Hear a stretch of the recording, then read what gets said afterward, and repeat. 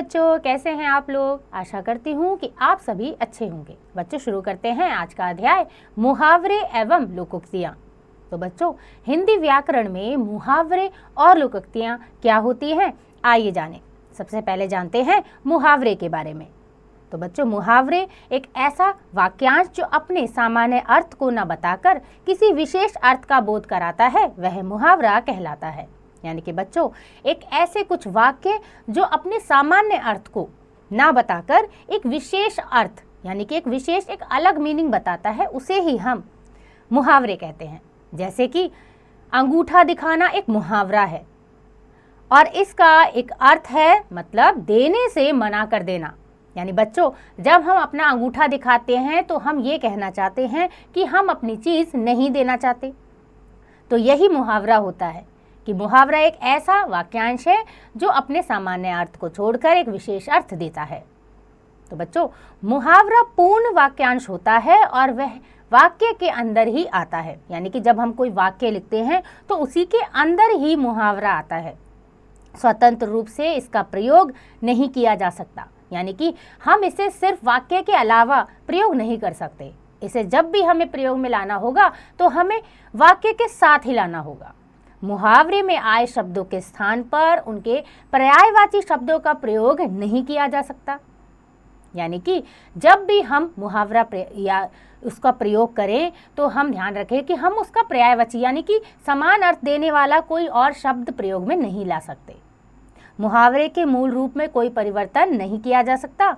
मुहावरों के प्रयोग से बच्चों भाषा सुंदर, सरस और प्रभावशाली बन जाती है।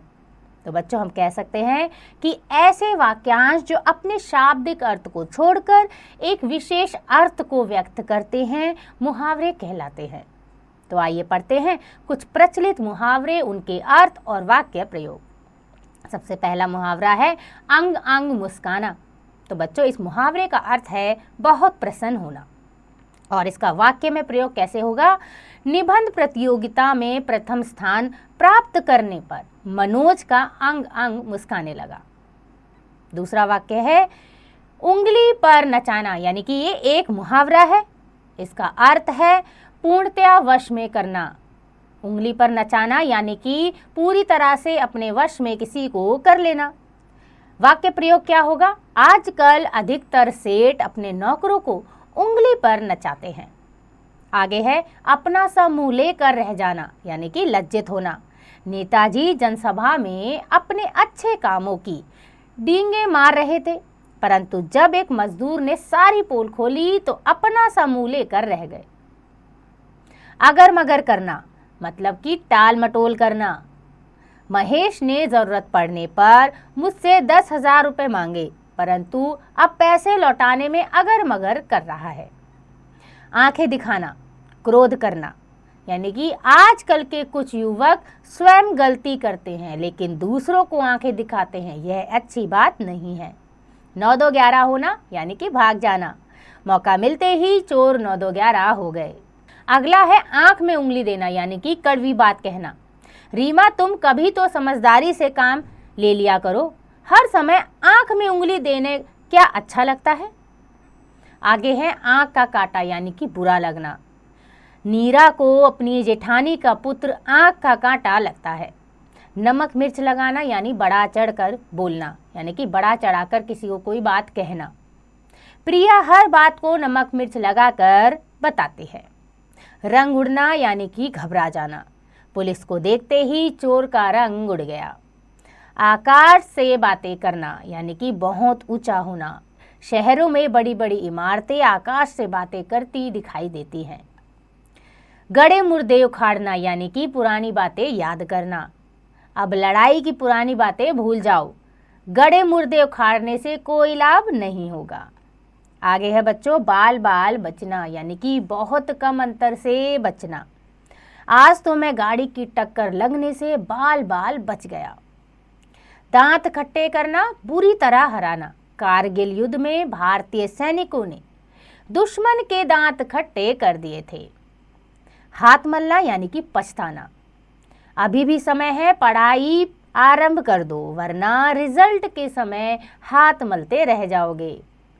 आगे है बच्चों तिल का ताड़ बनाना, यानी कि छोटी बात को महत्व देना। बात बहुत छोटी थी लेकिन तुमने तिल का ताड़ बनाकर झगड़ा करा दिया।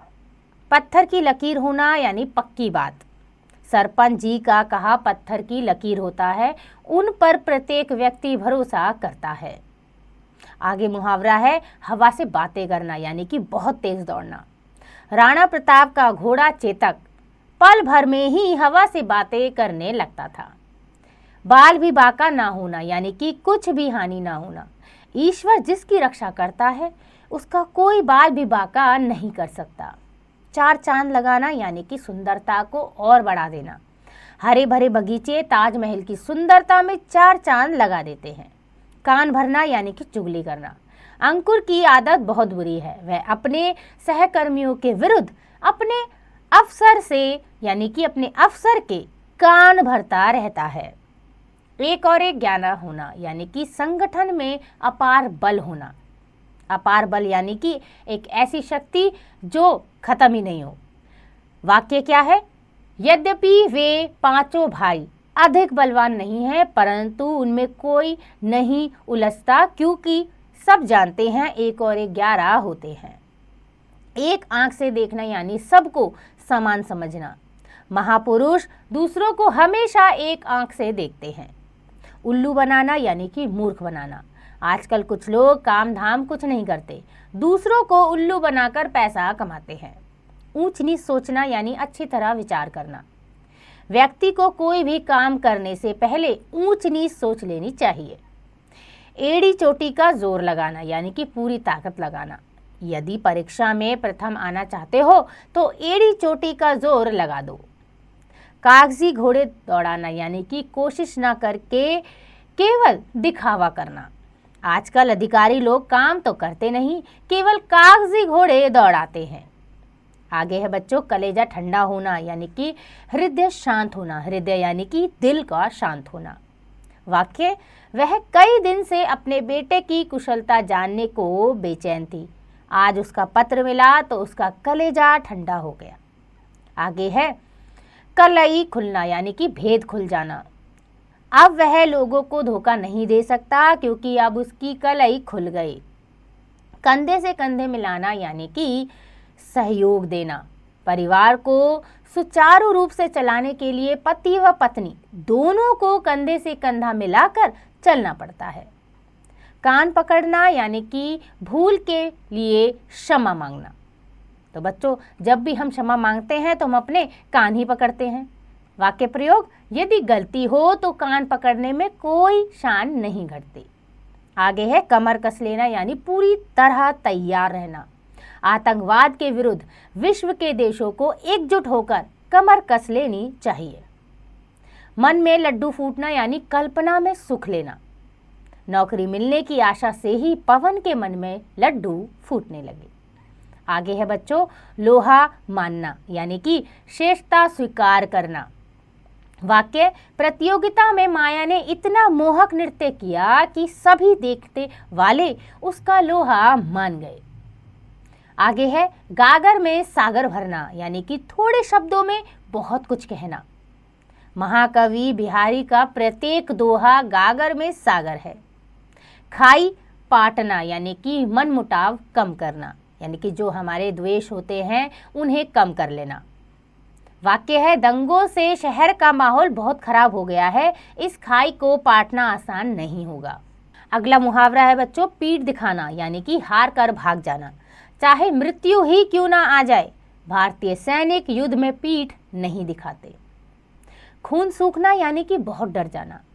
महाजन को आया देखकर राजू का खून सूख गया। और आखिरी मुहावरा है बच्चों श्री गणेश करना, यानी कि शुभारंभ करना।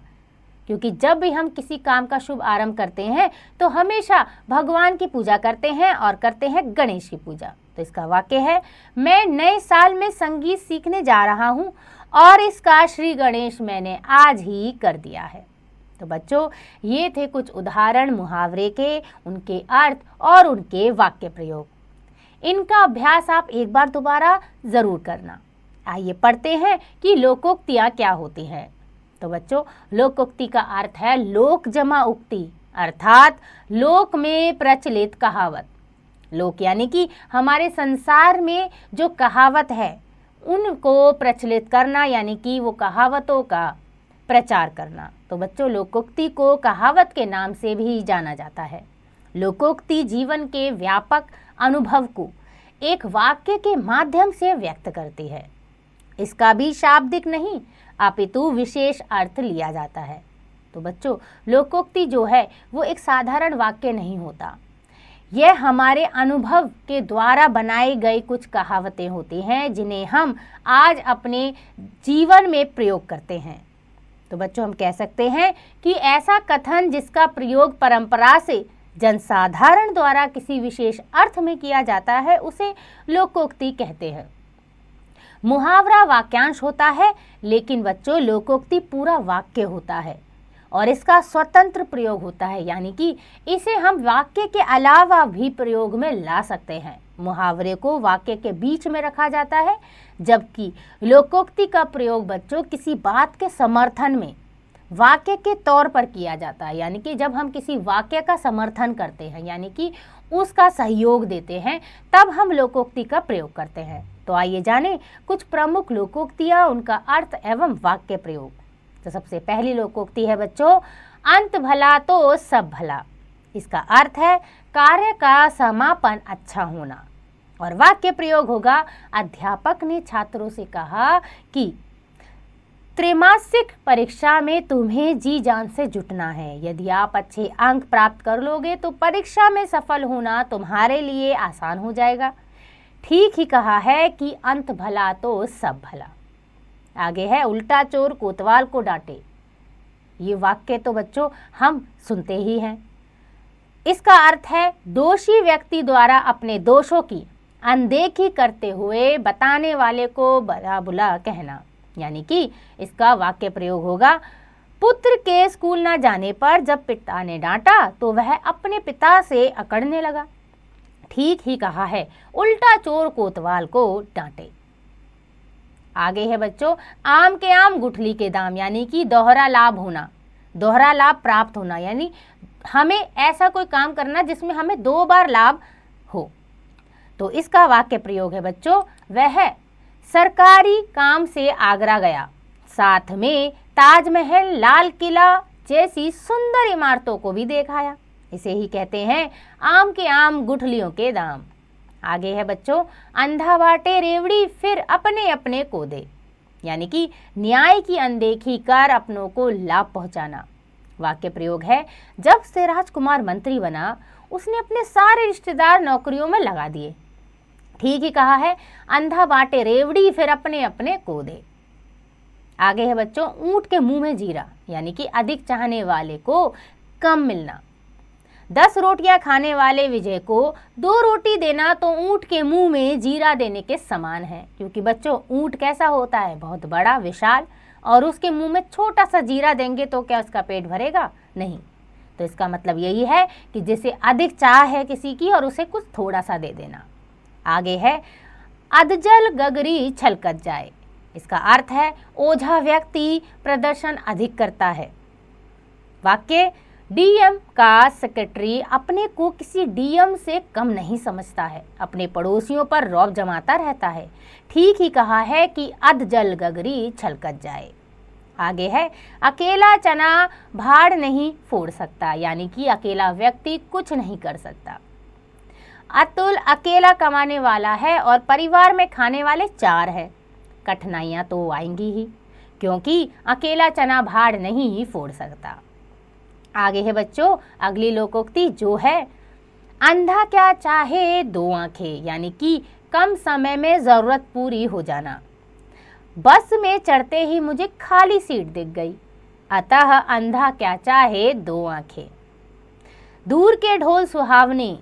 यानी कि जो वस्तु पास नहीं होती वह अच्छी प्रतीत होती है। जो चीज़ हमें दूर से दिखाई देती है वो हमें हमेशा अच्छी लगती है। वाक्य है, भारतवासियों को अमेरिका और अमेरिकनों को भारत अच्छा लगता है, जबकि दोनों देशों की अपनी अपनी कठिनाइयाँ भी हैं। इसे ही कहते हैं कि दूर के ढोल सुहावने लगते हैं। आगे है बच्चों, चमड़ी जाए पर दमड़ी ना जाए। यानी कि बहुत लालची होना। राम के पिता के पास करोड़ों की संपत्ति है, फिर भी राम जेब खर्च के लिए तरसता रहता है। उनका तो वही हाल है कि चमड़ी जाए पर दमड़ी ना जाए। आगे है आंख का अंधा गांठ का पूरा, यानी कि मूर्ख किंतु धनी व्यक्ति। वाक्य है सभा में अनपढ़ और स्वार्थी रामशरण को बड़ा सम्मान दिया गया। आंख का अंधा है तो क्या हुआ, गांठ का तो पूरा है। आगे है बच्चों ऊंची दुकान फीके पकवान, यानी कि प्रसिद्धि के अनुरूप ना होना। इतने बेस्वाद समोसे, इससे अच्छे तो घर पर ही बन जाते। इसे ही तो कहते हैं ऊंची दुकान फीके पकवान। आगे है बच्चों नाच न जाने आंगन टेढ़ा, यानी कि अयोग्य व्यक्ति अपनी कमी छिपाने के लिए साधनों को दोष देता है। यानी हम कह सकते हैं कि हम अपनी कमी छुपाने के लिए उस चीज को दोष दे देते हैं जो सही है। वाक्य है शोभित को ढंग से क्रिकेट खेलना तो आता नहीं, बल्ले में कमी निकालता है। ठीक ही कहा गया है कि नाच न जाने आंगन टेढ़ा। आगे है बच्चों काला अक्षर भैंस बराबर, यानी कि बिल्कुल अनपढ़ होना। अंग्रेजी ना जानने वाले राजीव को इंग्लिश लेटर देना उसके लिए काला अक्षर भैंस बराबर है। आगे है ना नौ मन तैल होगा ना राधा नाचेगी, यानी कि ना नौ मन तेल होगा ना राधा नाचेगी, मतलब प्रतिकूल परिस्थिति के कारण कोई काम पूरा ना होगा। इसका अर्थ है, यानी कि इसका हम वाक्य कह सकते हैं हरिमोहन दावत तो तब देगा जब उसे सरकारी नौकरी मिलेगी, सरकारी नौकरी उसे मिलने वाली है नहीं। तो हुई ना वही बात कि ना तो 9 मन तेल होगा ना राधा नाचेगी, मतलब ना तो उसको नौकरी मिलेगी और ना ही वो कोई पार्टी करेगा या फिर हमें कोई चीज देगा। आगे है बच्चों घर का भेदी लंका ढाए। आपसी फूट का परिणाम बुरा होता है, मतलब पुलिस को नौकर ने ही जाकर बता दिया कि वर्मा जी के घर में दिवाली की रात जुआ खेला जाता है। पुलिस ने मौके पर पहुंचकर सबको पकड़ लिया, इसलिए कहते हैं घर का भेदी लंका ढाए। आगे है बच्चों मान ना मान मैं तेरा मेहमान। इसका मतलब है जबरदस्ती किसी को उसका सगा संबंधी होने का विश्वास दिलाना।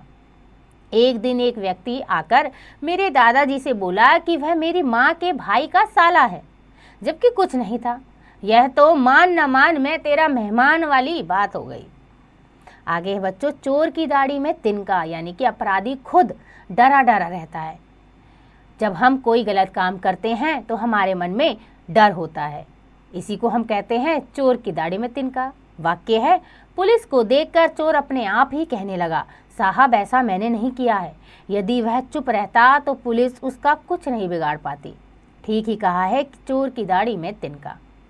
आगे है नेकी कर दरिया में डाल, यानी अच्छा कार्य करके भूल जाना ही श्रेष्ठ होता है। जब हम अच्छा कार्य करते हैं तो उसे हमें जगत संसार में गाना नहीं चाहिए, अगर हम नहीं बोलेंगे वही श्रेष्ठ है। वाक्य है अच्छे लोग कभी अच्छे कार्य को, यानी कि अपने अच्छे कार्य का बखान नहीं करते, ना ही मन में कोई अहंकार लाते हैं, क्योंकि उनका कहना है कि नेकी कर दरिया में डाल।